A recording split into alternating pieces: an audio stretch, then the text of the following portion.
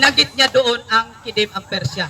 Pero pag napatunayan ko rito na sa Isaiah 46:11 ay si Cyrus, aminin mo bang talo ka na?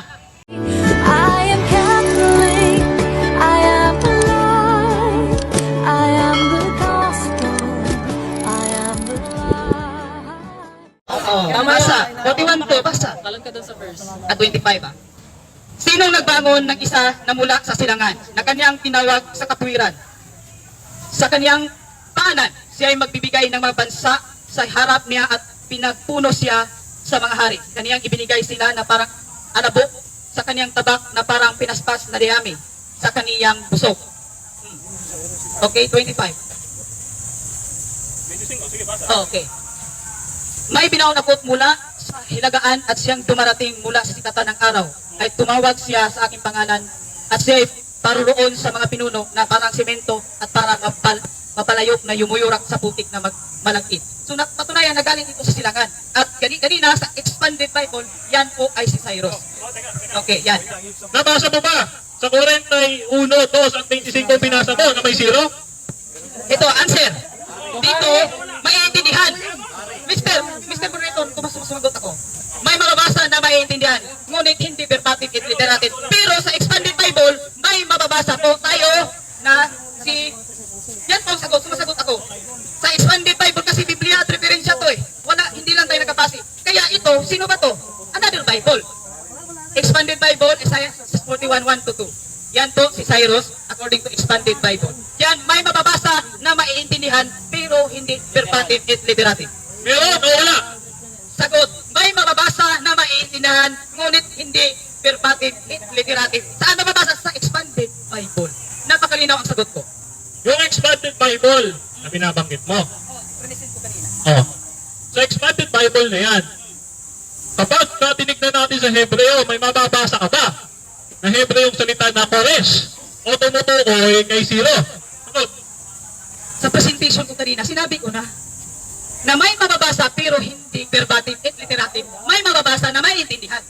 Ang importante, basa sa Biblia. Biblia din eh. O hindi naman tayo nakabase sa... Bawal ang sabihin na if ang rules natin ay Hebrew Bible yan ang pwede. Pero Biblia ang basihan. So expanded Bible is Bible, therefore pwede magamit. So sa Hebreo, may mababasa na maiintindihan pero hindi verbatim at literative. Sagot sa magandang tanong.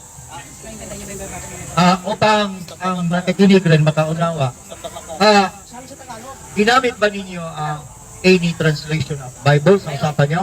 Wala ba kayong certain translation? Lahat ng translation. Lahat? Lahat ng reference pwede. Magkulungan ito. Kasi sa translation, iba-iba eh. Mayroong words doon. Pero okay kayo. Pero palagay mo kaibigan, kung okay kayo, hindi ka na magtanong doon eh. Kaya mabasa. Halimbawa, ano lang na palawanan ko lang. Halimbawa, gagamit siya ng footnote. Sige. Hindi naman tayo matapos dyan. Pinaruanan ko lang na halimbawa dito na, siyempre, pag doon kayo pabalik-balik, ano mangyari? Magkagaya sa usapin nito, paano maintindihan sa audience na ang pinag-anuhan ninyo? Iba-ibang translation. Na ganito na lang, bigyan mo ko lang clue para matapos ka dyan. Yung pag-declare nila na sa Iglesia ni Cristo na siya doon, kaya ibabase ko rin sa doctrine nila eh. Naroon ba sa kalang doktrina? Okay, bahala na kayo. Basta i-declare ko lang dapat para doon na makita na sa tao kung sino ang may pagkukulan sa inyo. Okay, salamat Mr. Moderator. Ngayon, sabi niya kanina, pwede natin gamitin referensya ang mga Biblia. Binasa niya mismo dito sa Biblia na dala namin. Hindi, wait lang. Binasa mo sa Biblia ang gamit namin, o dala namin, yung Isaiah 46:11. Kung babase tayo dito sa Biblia ang binasa mo, may nabasa ka ba na zero? Sinagot ko na kanina na may mababasa na maiintindihan ngunit hindi litra or verbatim. Kasi nandito sa expanded Bible, ang Biblia na gusto mong basahin natin. Yan po ang malinaw na sagot. Diyan, mababasa na maiintindihan pero hindi verbatim at literative. Hindi litra at verbatim. Okay. Dahil paulit-ulit ang ating sagot at hindi tayo matatapos dyan. Pupunta tayo dito sa binabanggit mong Kidim. Ngayon, ayon dyan sa binasa mong diksyonaryo, alin yung mga bansang nasa Kidim? Itong gamit ng ministro ninyo. Aid to Bible understanding. binanggit niya doon ang Kidim ang Persya. Pero pag napatunayan ko rito na sa Isaiah 46:11 ay si Cyrus, aminin mo bang talo ka na? Oh, hindi mo panahon para magtanong. Sumagot ka. Ang sinasabi ko, aling mga bansa ang nasa Kidim? Sagot. Mr. Moderator, objection. My answer is very clear and categorical. Na dyan sa Kidim, mababasa natin dyan ang Persya. Pero pag sa ganun rin talata, sa ganun din topic, sa ganun din page, pag napatunayan ko na sa Isaiah 46:11 ay si Cyrus, that is clarificatory question. Aminin ba niyang talo na siya? Wala ka sa panahon ng pagtatanong. Sumagot ka na. Ngayon, hindi. Malinaw na sinabi mo na ang Persya ay nasa Kidim o tinatawag na Kidim. Ngayon, daan sa Misra, mababasa mo ba yung Persya? Sagot. Sinagot na kita na dito sa Bible na ito, napatunayan ko na ang Isaiah 46:11 ay si Cyrus yan. So, yan ang punto dito. Napakalinaw. So, yan po ang sagot. Next question. Okay, parang tuloy-tuloy, tatlong paulit-ulit, siguro ayos na yun. Nasa inyo lang kung satisfied ka ba sa sagot niya, pero mahirap na pag dagdagan pa natin pang-apat. So palagay ko, kung tituloy mo na, kaibigan, no? Para hindi na mabalik-balik, yun ang sagot niya eh. Matanggap mo matindi, hayaan natin yung Diyos kung saan sila. Okay, moderator lang muna. Okay. Ito babasahin natin yung binabanggit mo, Smith Bible Dictionary. Sige, Okay, babasahin ko dito East. The Hebrew term Kidim. A proper means which is before or in front of a person and was applied to the east from the custom of turning in that direction when describing the points of the compass. Before, behind, the right, and the respectively east, west, north, and south. The term generally used refers to the land lying immediately eastward of Palestine, Arabia, Mesopotamia, Persia, and Babylonia.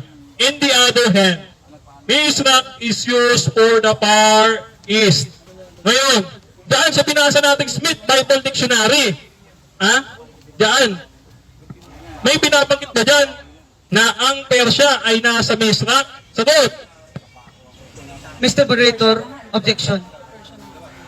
Hindi niya tinapos pagbasa. Tapusin.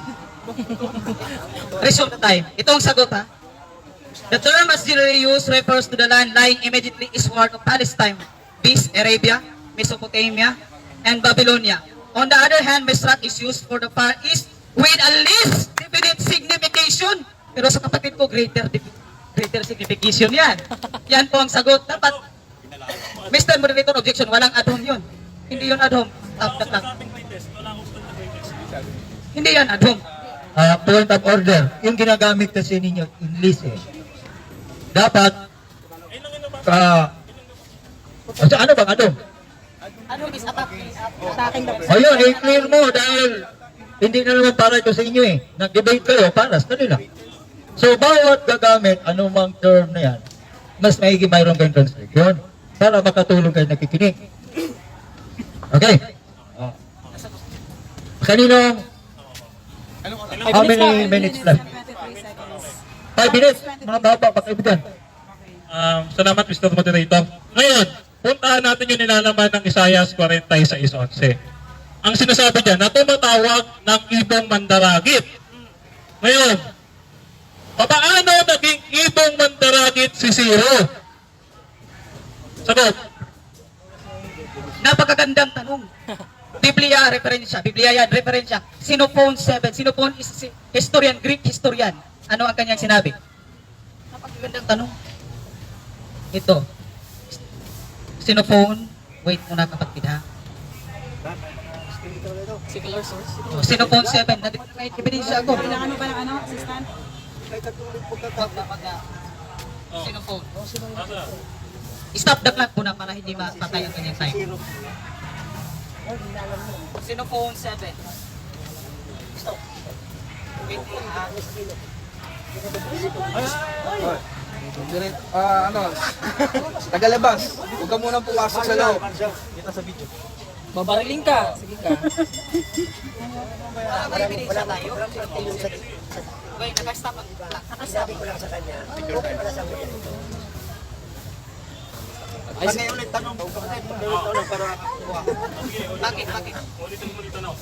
Ulitin ko na yung tanong. Diyan sa Isaiah 46:11, paano itinulag o naging ibong mandaragit si Zero? Sagot. Dito sa historia na Xenophons 7 verse 4. Makikita ito sa www.perseus.top.edu. And he gave orders to keep an eye upon his ensign and advance in even steep. Now his ensign was a golden eagle with spread wings mounted upon a long shaft, and his continues even unto this day as the ensign of the Persian king. In verse 1, he describes Cyrus. Nasagot po ang tanong na yan po ang emblem ni Cyrus. Another question. Diyan sa 46:11, na sinasabi diyan, na taong gumagawa ng payo. Ba? Ano yung payo na tinutukoy ayon sa Biblia? Sagot. Ang tayo dyan na word is from Hebrew word asati, which also translated as purpose. So mabasa natin sa Isaiah 35:11. Pakibasa. Stop muna. Wag kasi siya nag-request. No?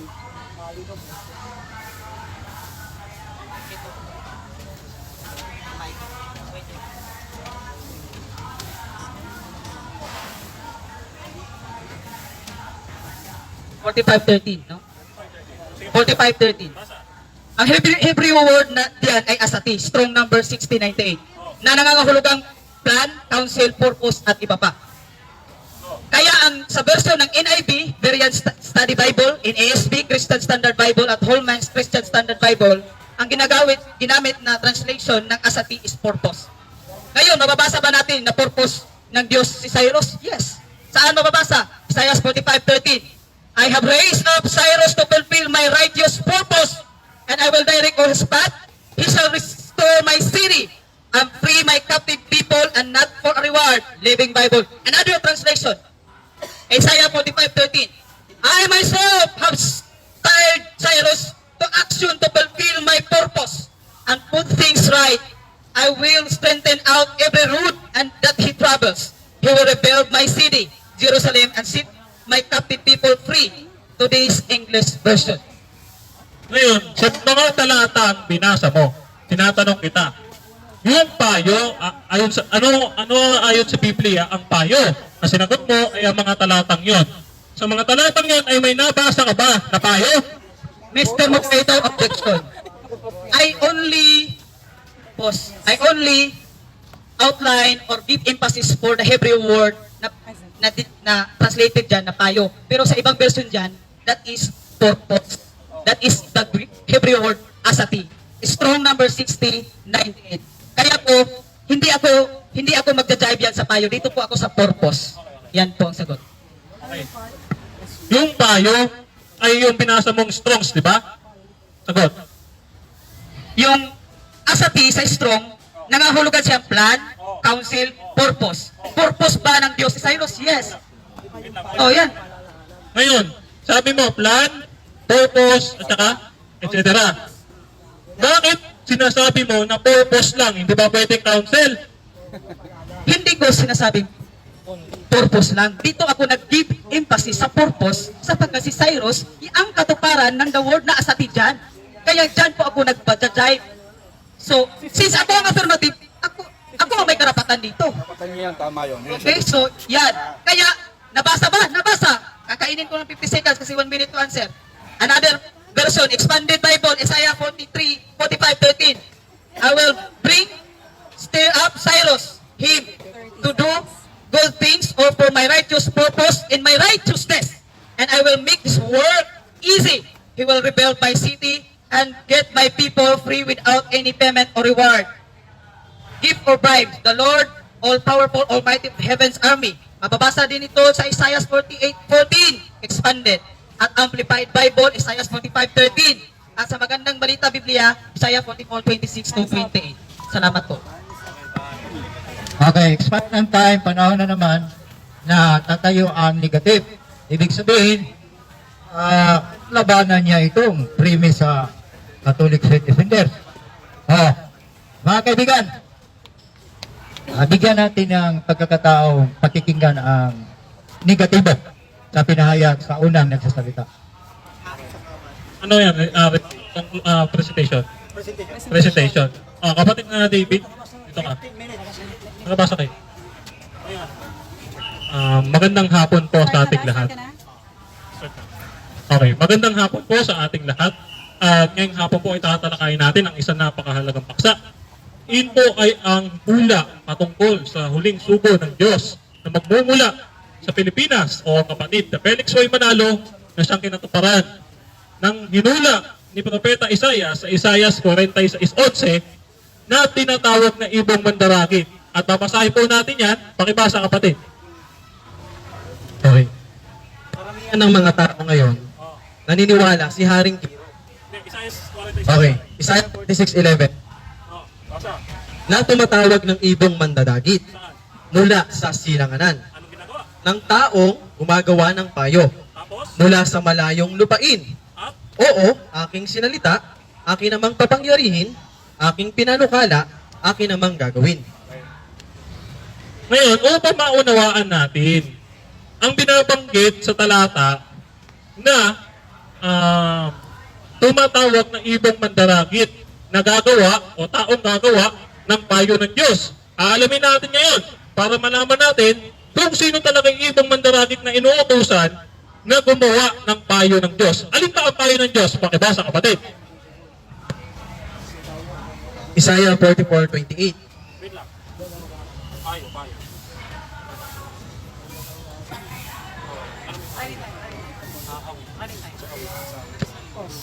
Di, resume mo. Wait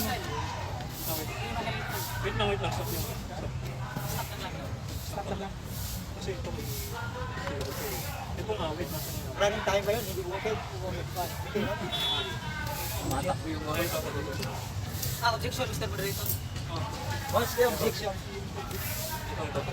Since medyo hindi handa ang katunggali ko, dapat running time to. Kasi hindi ko ito problema. Ay, na-resume ka na Tuloy lang. Marathon time. Ayon sa Biblia, ang payo ay katumbas ng salita ng Diyos at ng katuwiran o utos ng Diyos. Awit 107 sa 11. Sapagkat sila'y nanghimagsik laban sa mga salita ng Diyos at hinamak ang payo ng kataas-taasan. Ulitin mo nga, hinamak ang Hinamak ang payo ng kataas-taasan. kapatid na Moses. Yung payo ba na binabanggit dyan ni Haring David? Ano daw yung payo? Ang payo ay yung salita ng Diyos. At saan mababasa? Okay. Awit 119 sa talatang 172, awitin ang aking dila, ang iyong salita, sapagkat lahat ng mga utos mo ay katuwiran. Ang payo po, mga kapatid, ayon sa ating nabasa, ito ay ang salita ng ating Panginoong Diyos. At yung payo na binabanggit ni Haring David mismo, ay yun din. Kaya nga sabi, iyong salita ay katwiran. Ayun po ang katwiran ng Panginoong Diyos, ang kanyang mga salita. Ngayon, nalaman natin na ang salita ng ating Panginoong Diyos, ito ay ang gagawin ng taong tinawag o itinulad sa ibong mandaragit. Ngayon, aalamin naman natin saan ba itinulad o kanino ba itinulad yung taong gagawa ng payo. Makibasa.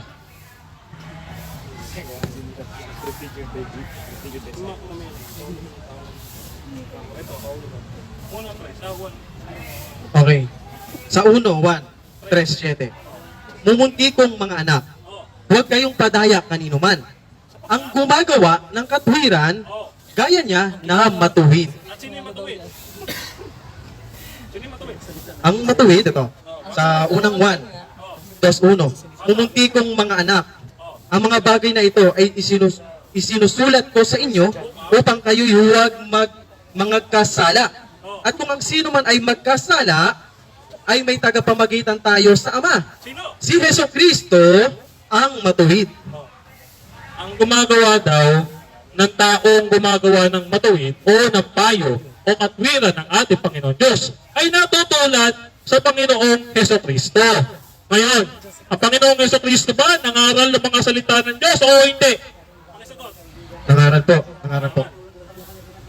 Ngayon, itinulad ang tao na gagawa ng payo sa isang mangangaral na katulad ng ating Panginoong Jesucristo. Ngayon, ang haring si Ciro ng Persia ba ay mangangaral o hindi? Hindi po kapatid, hindi po. Pagano po siya? Ano? Ngayon, lilinawin naman natin. Ito lilinawin naman natin. Tapos na tayo sa taong gumagawa ng payo. Yun ay, ang nangangahulugan ay isang mangangaral.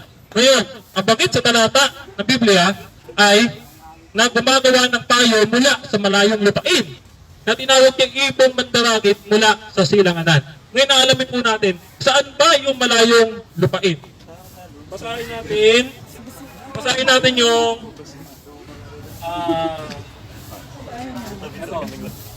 basahin po natin muna. Basahin nila ha. Basahin natin yung magandang balita Biblia. May magandang balita Biblia ka ba? Pakiram muna. Magandang balita Biblia. Ito. Irami mo, 46:11 ng magandang balita Biblia. At ito po bago po basahin ng ating kapatid, ito po ipapakita po natin ang imprimatur. Ni Hill of Stat. Ito basahin natin Ang imprimatur dito ay si Monsignor Jose Abriol. At ang kanilang imprimatur. Ayan, ay si Cardinal Sim. Okay. Ngayon, sige, basahin mo yung sapagkat ito ay otorisadong Biblia o salin ng Katoliko. Sige, pakibasa yung 46:11 ng magandang balita Biblia. Basa. Magandang balita, Biblia. Okay. May tinawag na akong mandirigma sa silanganan. Sa silangan, siya ay darating na parang ibong mandaragit at isasagawa ang lahat kong balak.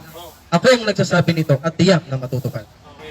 Mula sa silangan. Sabi kasi dito, mula sa malayon, lupain. Na mula sa silangan. Ngayon, alamin natin, saan bang mula, saan malayo ang binabanggit? Mabasa tayo ng Moffat, James Moffat. Meron na kami. James Moffat, ito pakibasa. From the far east, Ulit. from the far east, I will bring your offspring, and from the far west, I will gather you. From the far east. Mga kapatid, pag sinabing far east, saan po ba ito? Japan. Konting tahimikan lang mo po. Konting katahimikan lang. Sayin natin. Sayin natin Mula dito sa isa. Kasi yung magandang balita Biblia Hello. Yung magandang balita Biblia niya, masasabi ko, na mabasahin ulit natin yung sa Isaiah 40:3 ng magandang balita Biblia. Pakibasa ka ba? Huwag kang matakot sapagkat ako'y kasama mo. Ano sinasabi? Titipunin ko kayo mula sa dulong silangan hanggang sa kanluran at ibabalik ko kayo sa inyong dating tahanan. Sa katumbas na salin ay dulong silangan. Patutunayan natin na ang dulong silangan na binabanggit ng Iglesia Katolika sa salin nila ay Far East. Kasi baka sabihin nila, wala tayong nabasa Far East Basahin mo to, kapatid, yung English Tagalog Dictionary, 1977 edition, page 355. Sa baba. Okay. Far east, Far East. malayong silangan, dulong silangan. Ano yung nabasa mo sa magandang balita Biblia? Dulong silangan ba? Dulong silangan. Yung nabasa natin sa dating salin. Malayong silangan. Opo. malayong silangan. Ngayon, na tumatawag ng ibong mandaragit mula sa silanganan. At kay Moffat ay far east. At sa magandang balita Biblia, ang dulang silangan ay kasing kahulugan ng far east. O ngayon, patutunayan natin kung saan o aling bansa ang kinatuparan. 5 minutes. Ang kinatuparan, ito, basahin mo. Itong World History by Brooks, Lawson, and Anderson. The Philippines were Spain's share of the first colonizing movement in the Far East. Oh. Ano daw? Far East, the Philippines. The Philippines is in the far east. Sa Pilipinas, mga kapatid, mga kapatid, ito papaikliin na lang natin kasi 5 minutes na kinatuparan yung Pilipinas na pulong silangan ng Far East. Ngayon, para matiyak natin yung taon na 1914, ito po, babasahin natin, mamaya na, babasahin natin yung Isaias 41, 9 at 10, ng dating salin na sinasabi na siya ay hinawakan kita mula sa mga wakas ng lupa. Ngayon, yung mga wakas ng lupa ay binabanggit ng ating Panginoong Jesucristo sa Mateo 24:3, 6 at 33 na sinasabi at makakarinig kayo ng mga alingaw ng digmaan. At yung digmaan iyon ay noong July 27, 1914 na iyon ay katuparan kung saan naganap ang unang digmaang pangdaigdig na kinatuparan ng hula ng propeta Isaias at ng patutuo ng ating Panginoong Jesucristo. Ngayon, bakit tanong ninyo? Wala naman ako nabasa Felix Manalo doon. Wala, di tayo nabasa zero doon Walang Torres doon. Binasa natin yung kanilang saling katoliko na Doorway Raves. Sabi niya, walang mababasa ang daw. Wala doon mababasa ng pero may maiintindihan. Hindi ko maintindihan kasi hindi niya nabasa Okay? Ngayon, yung binasa natin ay napakalinaw mga kapatid.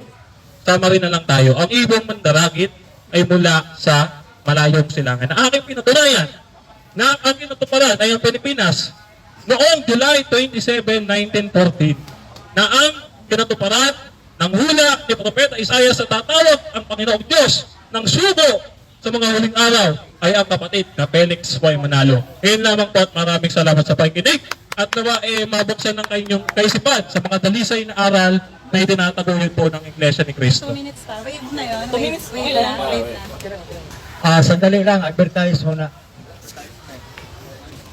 Music sana pero mahaba. Ano lang. Habang hinantay natin ang paghanda sa cruise examen, pinahanda rin kita kapatid, no? Ba't ang daming kasi? Dahil palagay ko, marami nang na-record si kaibigan Sir, upang iparanas rin sa iyo ang mga katanungan na siguro hindi mo pa nasalubong. papalabas ka sa Jimmy ito. So, ulitin ko ang mga pamalaan natin para maganda, pag umabot 3 katanungan na paulit-ulit, siguro naman, ang anong isagot, isatisfy lang natin para habang, ito na lang. Yun na lang. Dahil mayroong giitan kasi doon ipasagot, lalo na yung may tuldik. Ako, nasanay ko sa coma. Okay, andyan na ba? Ang cross examen, ibigay ko ng panahon. 10 minutes na. Another 20 minutes for cross examination. Unang tanong. Mababasa ba sa Amplified Bible sa Isaiah 46:11 na si Cyrus yan? Mababasa o hindi mababasa? So sa alin yan mababasa? Mr. Moderator, may 1 minute pa siya to qualify. Baka sabihin niya, hindi ko siya pinagbigyan. Dapat, mahal ko tong kapatid ko. Pagbigyan. May 1 minute kasi ginamit ko ang 1 minute ko. Gamitin mo, bro. Ngayon, sa alin yan na Amplified Bible? Kaya kong patunayan, wala tayong mababasa na kores o zero sa talatang niya, pero sa saling yan meron. Sa Hebreo, sa original na manuskripto, wala. Thank you. Yan ang expected na sagot ko. Question. Another question. So, ibig bang sabihin, mali ang inyong pasuko Bisaya kasi ako, na sa paggamit sa Amplified Bible, kasi ginamit to nila, mali ba ang masugo o hindi? Dapat natin malaman kung paano ginamit sa pasuko yung Amplified Bible. Ngayon, basahin mo sa akin paano ginamit yung Amplified Bible. Basa.